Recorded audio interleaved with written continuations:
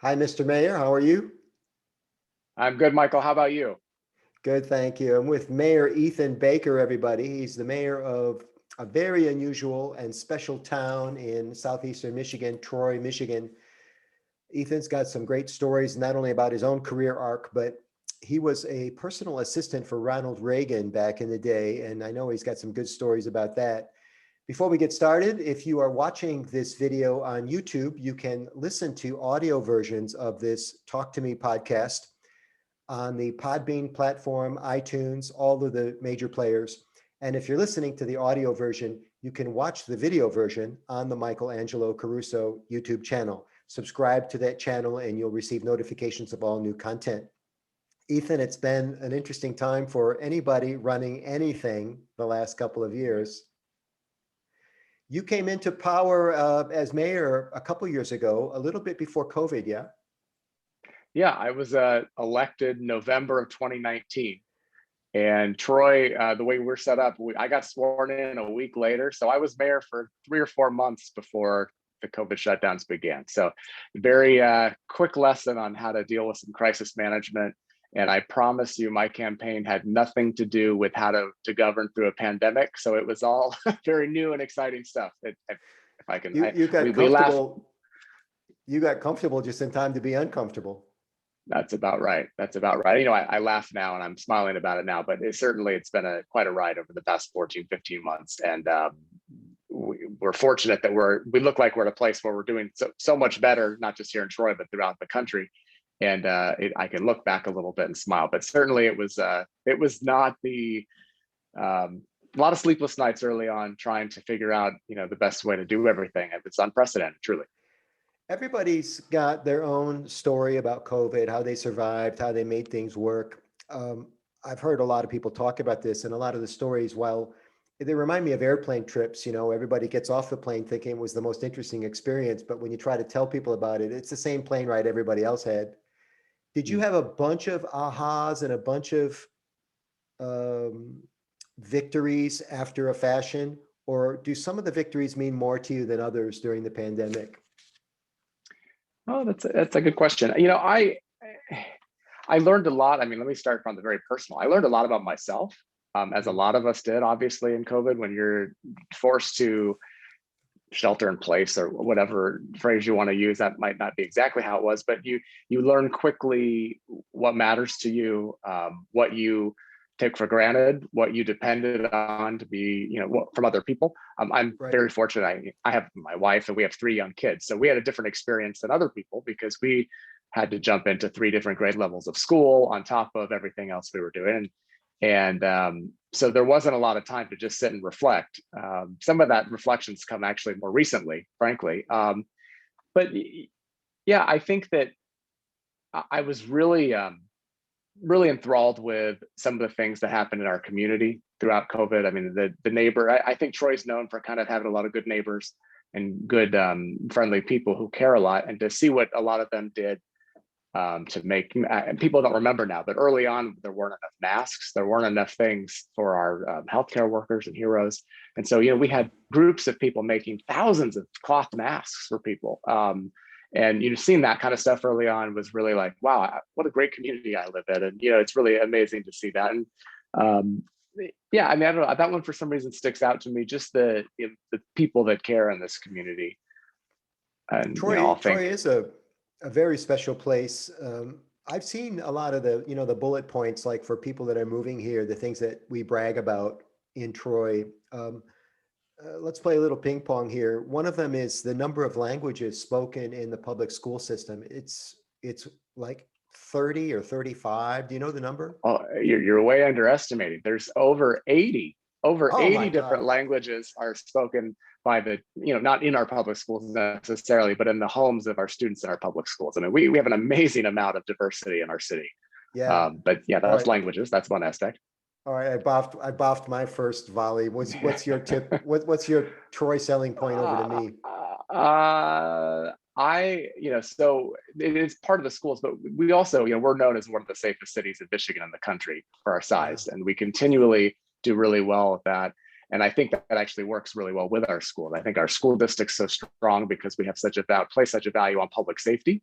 So those two things together make us really attractive for people to come in and to live here. So Yeah. that's mine. All right. How about this? And I don't know the number, but Troy has a surprising number of world headquarters, corporate world headquarters. Yeah. You must know the number. I actually don't know the number. So you got me. There you go. I don't know the current number. I do know that we have over 6,000 businesses in Troy, Yeah. which is an obscene amount. We've been home to Fortune 500 companies over the years. But yet we have, I think, 36 or 37 Chinese companies that are headquartered in Troy. Oh, I didn't know We're that. a global destination. Yeah, we do really well attracting businesses and talent from throughout the world. So we do have an interesting amount of headquarters, world headquarters, and even, things are shifting a little bit. We have a lot of regional headquarters as well. Certainly with some of the banks we have in here, Flagstar's got headquarters here. TCF has some headquarters. Bank of America's got headquarters. They all maybe are merging and getting bought out and moving around, but they're keeping at least a regional headquarters here in Troy. Yeah, Bank of America is a regional, not the actual one, right? It's the regional now, but it's and it's actually a little smaller than it used to be, but it's a regional headquarters here. Yeah, and you have the greatest Rotary Club in the world in Troy. Absolutely, we do. We do have a great Rotary Club. You're joking a little bit, but it is a great Rotary, and that all fairness aside to everybody, we have some phenomenal social groups and nonprofits that do a lot of hard work based here. People don't realize, I was talking to somebody today. We're only about, when traffic is moderate, we're like 20-25 minutes from downtown Detroit. So we are in a great location to attract a lot of talent, to do a lot of good in other communities around us. I mean, we're really unique that way. And it's hard to describe Troy sometimes to people because they think, oh, it's a suburb of Detroit. Well, yes, but we've also got, certainly to some people, we're a bedroom community, which is really just about our beautiful subdivisions and parks. To other people, we're about the world headquarters that you're talking about, our Big Beaver Roads, our Golden Corridor, where there's some of the most valuable property in the state is right here in Troy on Big Beaver. In fact, we're usually right around the third highest property value for any city in the state of Michigan. We volley back and forth with Ann Arbor just behind Grand Rapids and the city of Detroit itself. So we've got a lot of value here in Troy. We've got a huge industrial section.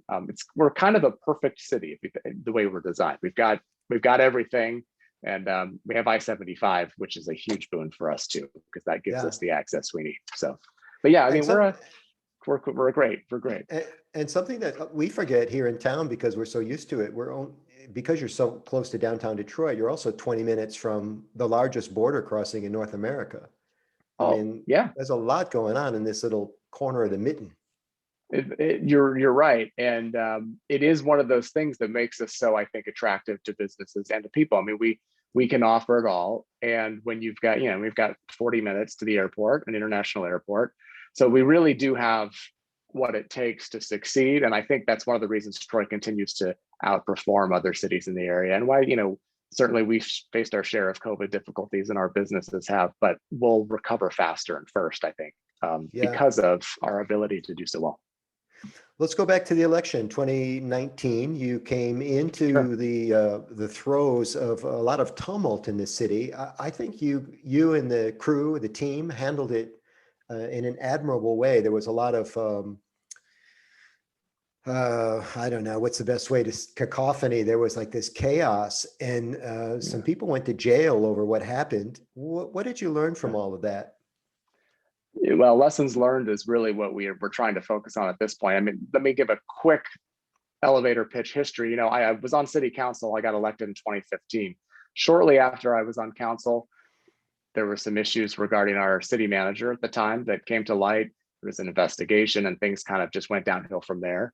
And it ended with that city manager getting terminated from his position, and then being indicted and going to prison and serving federal prison time for bribery and other corruption aspects. So it certainly was a rocky time period. And when that former city manager got terminated, we replaced him with a really straight shooter, a guy who'd been in the city government for a long time, who was exactly what our city needed, is from an ethical standpoint, from a personality standpoint, and really just a demeanor standpoint, because the previous one had issues with some employees, and Mark Miller, our city manager now, is just the right guy coming in at the right time, and he's outpaced or over what's the word I'm looking for? He's overperformed what our expectations were of him. So then I got elected mayor. A lot of the issues relating to my campaign for mayor were based around that previous tumult, as you had said, and the corruption. So, we had a big job coming in to city government, to restore a lot of the trust and goodwill that our residents needed and our city needed to make sure we stay the great city that we are, and to stay attractive to businesses and to residents. All that kind of goes in when you've got city corruption going on and a business is looking to relocate. You Google our city and so bad stuff comes up. It's usually not, they cross it off the list pretty quickly. So we needed to get past that. From a lessons learned standpoint, we then took an unprecedented step in after a couple investigations regarding the previous city manager who was in prison.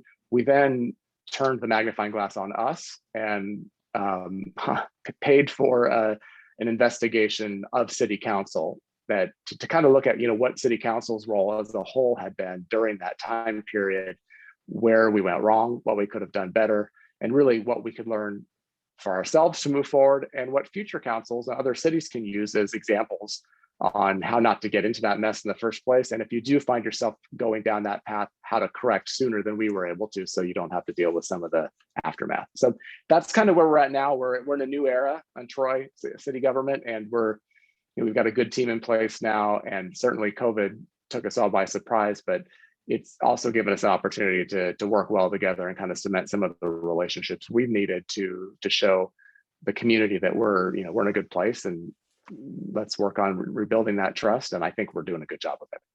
Yeah. Another thing that we learned is that people eventually figure it out. The citizens figured it out. You were elected in, I think, a 2-to-1 election. Yep. Landslide is the political term. And Yep. In some ways it was a mandate that we're tired of this crap and we need change, and we know what's right as people. I think it was Adam Smith, the British economist, who said, he referred to something called the invisible hand, that eventually, the system figures it out. And even during COVID, when there was a lot of misinformation and we were trying to figure things out, if you just wait long enough, the misinformation falls aside. You figure out who's telling the truth. You figure out where you can go for good information. And They did it in the election. We did it in COVID. We will do it in future elections, not only in municipalities, but also as a nation. Well done. I was just so proud of the way Troy pulled itself out of that, because it could have gone on for a lot longer. Yeah, and we're fortunate that we were able to course correct when we did. And, as kind of a happy note, we just recently, in the past few months, did a community benching survey that's compared against other cities of like size throughout the country. And remarkably, because of this new era, our scores came in, we were about 10 points higher than the national average for trust in local government. And so I think that the actions we've taken have done a lot of good in the community to show that we're taking it seriously, and we are really moving forward. I think a lot of individual success comes from, background and how we were raised and who supports us these days. Were you raised in Michigan? No, I actually grew up in California. I'm from California originally. Northern California is where I was a kid. And then I moved to Southern California to go to school, and then moved out here in 2009. 2009, okay. You're married, you have 3 beautiful children, and your wife has a merit of distinction. Tell us about this unusual certification that she has. Yeah, well, she's a marriage and family therapist. So she's actually been very, very busy over the past 14 months, because we've learned that couples have been in distress as they've been spending so much time together or learning things, right? But she's her primary focus is in emotionally focused therapy, which is a form of therapy that was created by Dr. Sue Johnson a couple decades ago, I guess, at this point. But Bethany, my wife, was the first certified emotionally focused therapist in the state of Michigan, and now the first certified supervisor for emotionally focused therapists in our state. And she's founded an organization, the Michigan Community for Emotionally Focused Therapy, which is based here in Troy. And it's really I'm a big proponent, obviously, of mental health care. I'm married to a therapist, but this particular type of therapy, I think, is extremely beneficial for couples of all kinds. What And year was it's been she exciting to see. certified? Sorry. She was certified, let me think for a second. I think she was certified in 2018 or 2019, October of Okay. one of the years, so fairly recently. But Okay. there were no certified Michigan therapists. Like a lot of things as it relates to mental health, they kind of start on the coast. I think New York and California had the highest amount of certified therapists initially, and it moves Right. inward. But she's been really active in training in that, and she's traveled. Prior to COVID, she traveled a lot throughout, pretty much east of the Mississippi to different trainings, and she's taught some now with it, and it's been a great thing. I think it's fascinating. Everybody should check it out if they're looking for couples therapy of some kind. Well, it's so weird. I've always thought as therapy as being emotionally based, I guess. What else could it be? Spiritually based, intellectually based? I'm not the therapist in the family, so I got to be careful not to speak out of turn. But there's a lot of different types of therapy, right? There's a type of therapist that's going to give you very specific, homework, things that you need to do. Couples based and this emotionally focused, it's really getting to the heart of the emotions underneath Okay. the issues, right? I mean, you're not just Great. going to deal with what's up here, you're going to deal with what's down here inside and low and what's making you do the things up here. And, Yeah. I do know a lot about it because I've talked to Bethany a lot about it over the years. And so I know a fair amount, but it is I've never come across something that makes so much sense from a therapeutic standpoint as emotionally Nice. focused therapy does. It really makes sense. And I really see the results. I don't deal with her clients, obviously, but it's fascinating to me to see how we all kind of fit into these molds and the things you can do. And full transparency, I've learned a lot about myself and our marriage. And, we're just because she's a therapist doesn't mean we don't have, we don't argue. Of course we argue, right? We're human. We do all these things but what emotionally focused therapy has taught us how to do is how to really look at, what's creating that. And, it's helped. And I think it could help anybody. So I'm a big fan.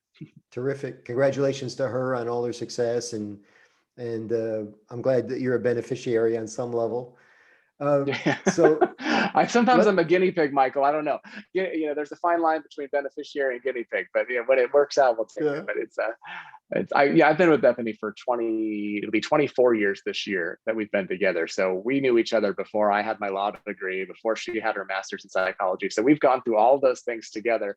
And I remember when she was getting her master's in psychology, you hear about it from anybody who's dating or married to a therapist in training. Basically, it's like, you hear a lot of stuff and there's a lot of questions asked and there's a lot of talking and communicating. So we're still doing it all these years later, but I think communication's the key to anything, really, not just marriages and relationships, but agreed. if you're communicating in business or in politics, you're going to do okay.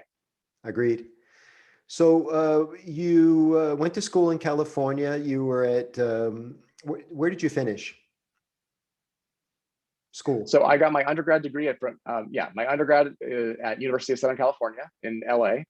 And then I got my law degree at Whittier College School of Law, which is in Orange County, California. And then actually, I most people don't know, I haven't talked about it a lot, but I just finished a master's in public affairs from University of Michigan this year. I did that over COVID time. So yeah, now I've got a new degree as well, but congratulations. Pretty exciting stuff. Yeah, thank you. So you must have developed a political stripe. How did you come to meet the former President Reagan? And tell us this story. How did the connection initially happen? It's sometimes I'm glad you're asking about it because I don't talk about it as much as I used to as life gets further and further away from it. But I do love talking about it. I grew up not in a political family. I'll say this: my mom was not a Ronald Reagan fan by any means, and Reagan had a kind of an interesting political career. He switched parties.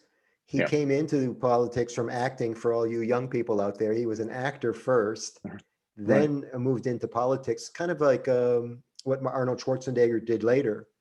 And I think as he came to politics from the outside, there were a lot of people that weren't a fan. And then when he switched parties, everybody just said, this guy's not going to amount to anything. Yeah.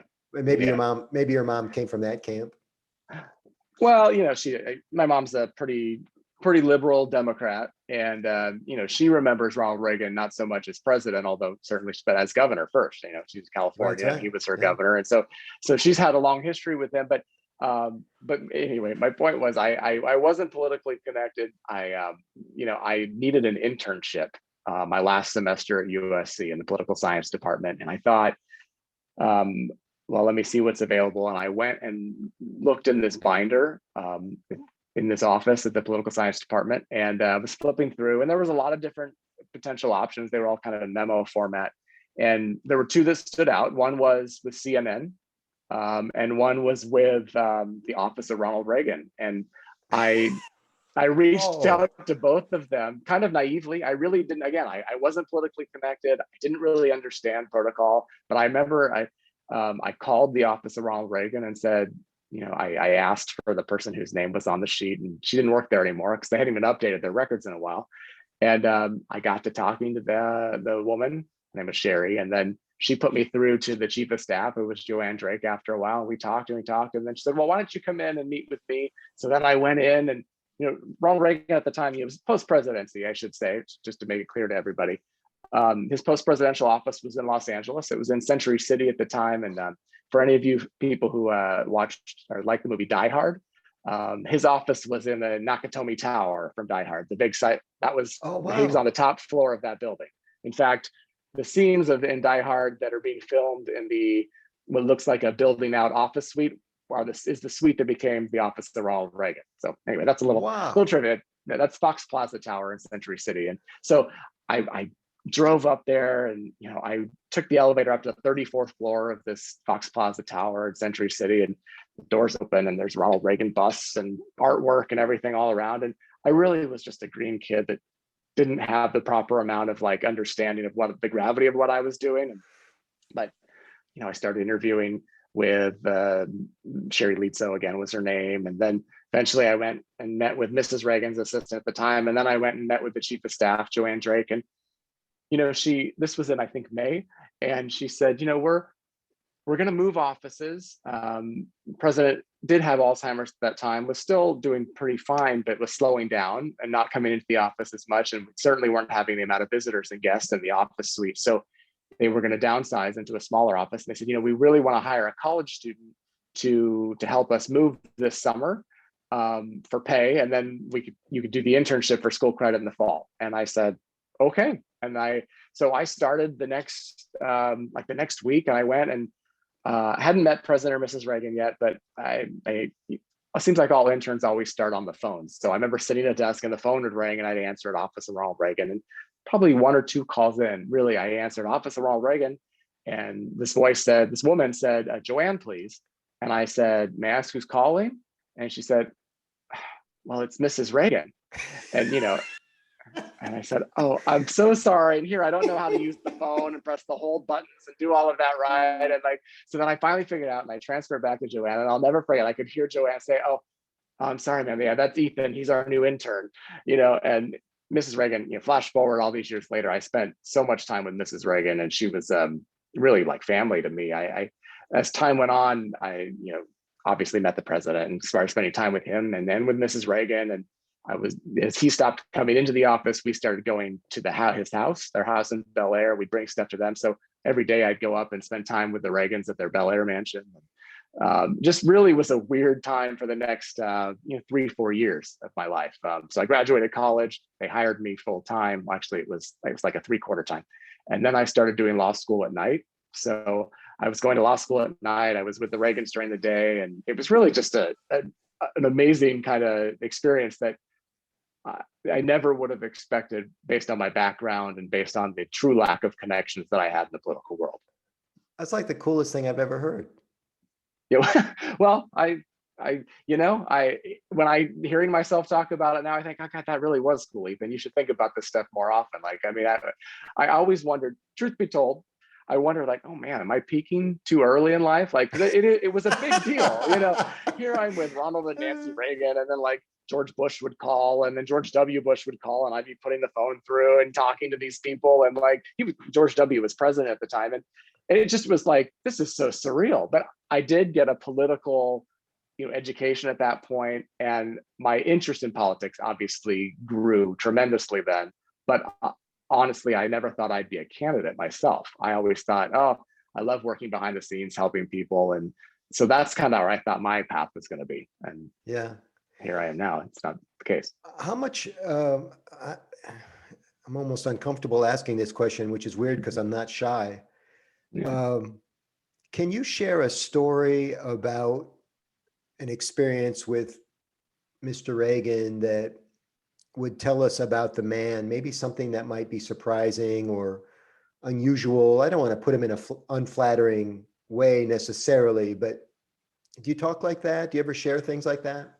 Yeah, I'm pretty cautious. The interesting thing was really there were only 4 or 5 of us that were within the last couple of years of his life, plus some nurses and Secret Service agents, and we're close. I mean, that bonded us together like nothing else, and we are pretty cautious about what we talk about.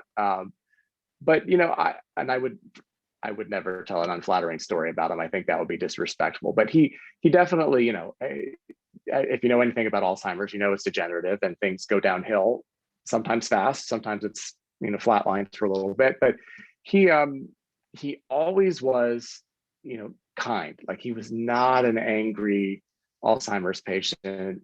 He, and certainly I witnessed a stage where it went from him being able to kind of sit up and have some conversations to, he ended up laying down in a hospital bed, and that's how he spent the last part of his life. But, I remember, I don't remember when it was, but I remember going out to visit once from the office. I drove up and got called to the gates, and his Mrs. Reagan was out of town. She was in Newport News, Virginia, I think, christening the USS Ronald Reagan aircraft carrier. And President was sitting out in a chair out on, they had a really beautiful patio that looked out over Century City in Los Angeles and their pool and all the stuff. And he was sitting out there, and he had a ball cap on, and I came up, and his speech had gotten more difficult for him at that point. But I got there, and first thing he did was put his hand out to shake it and say hello, and he smiled his really warm Ronald Reagan smile, and he always had a twinkle in his really deep blue eyes. And he was just,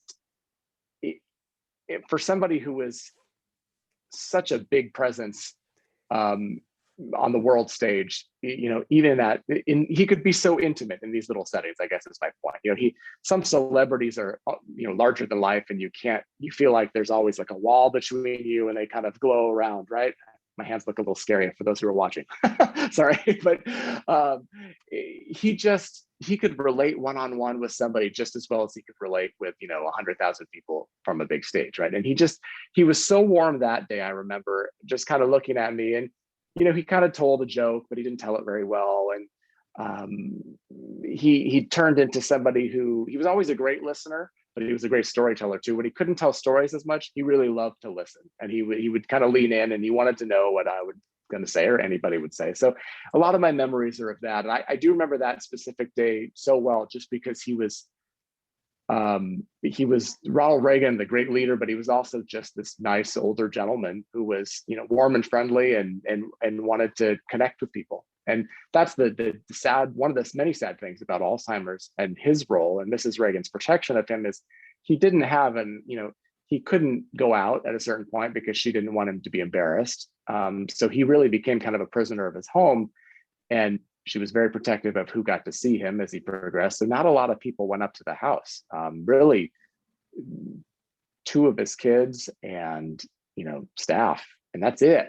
She didn't even have their friends over, and so he really loved it when we'd come and engage him and talk to him. And that to me, I remember that day as something just, it's hard to, like, you're talking about your airplane trip earlier. It doesn't sound like much as I'm telling it now, but it's ingrained in my mind of like 3 hours of an afternoon with him that were just so special. And then if I can, his last birthday, he died on June 5th, 2004. His birthday was in February. So February 6th, 2004. Again, Mrs. Reagan was up at the Reagan Library doing an event for his birthday.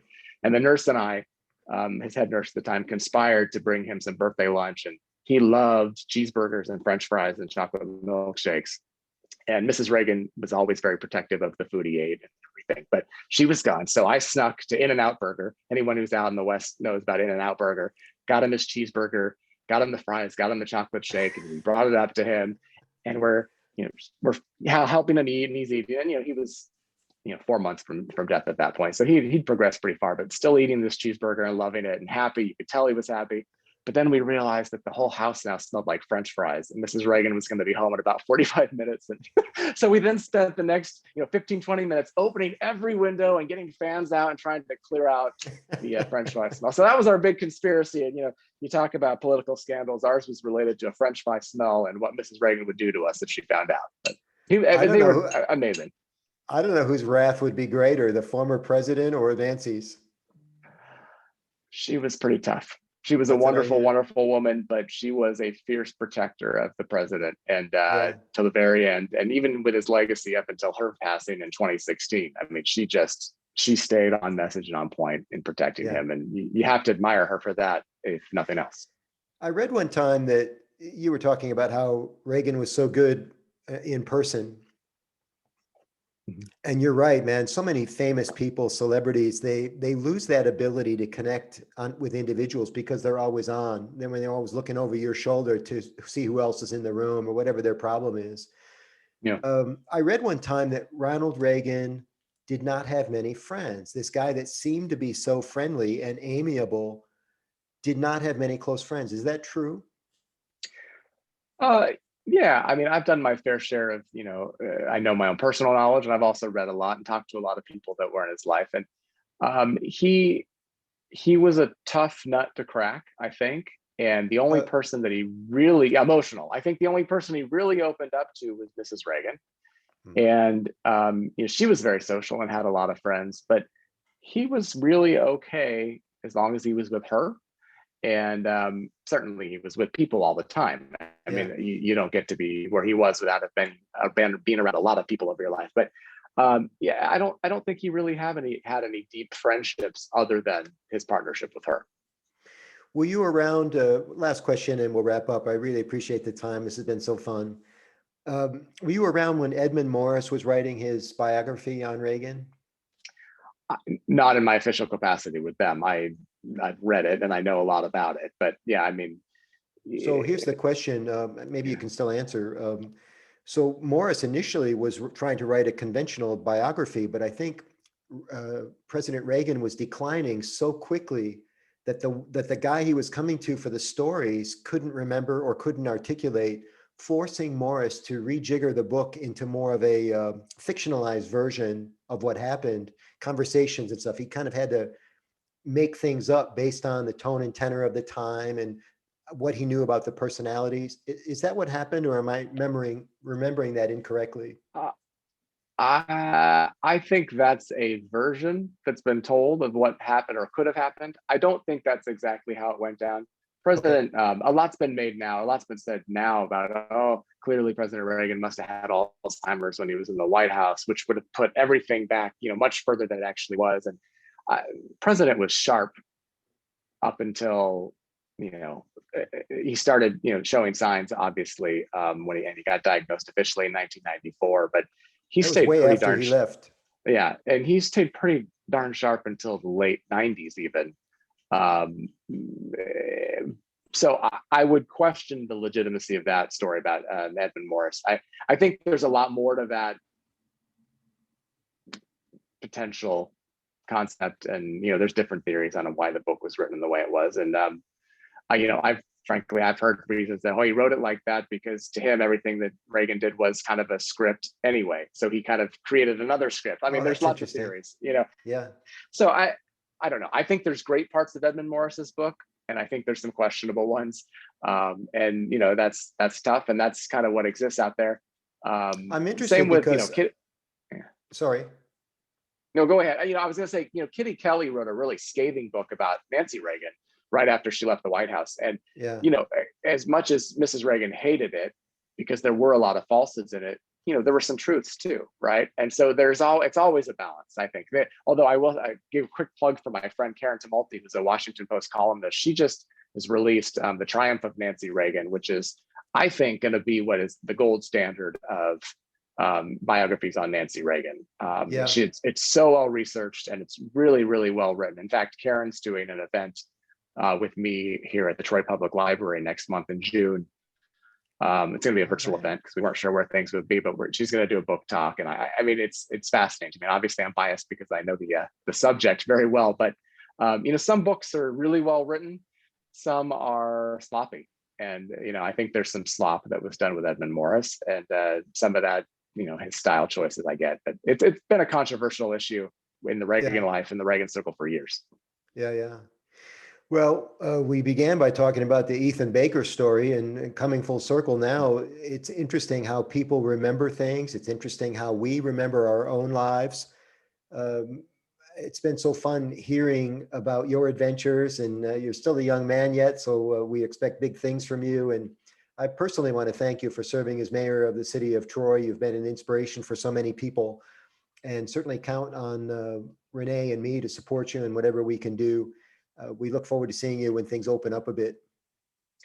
Michael, you and Renee are, I mean, you're the best of what we've got, really. I mean, we love the things you do for our community and who you are. And I miss seeing you both so much.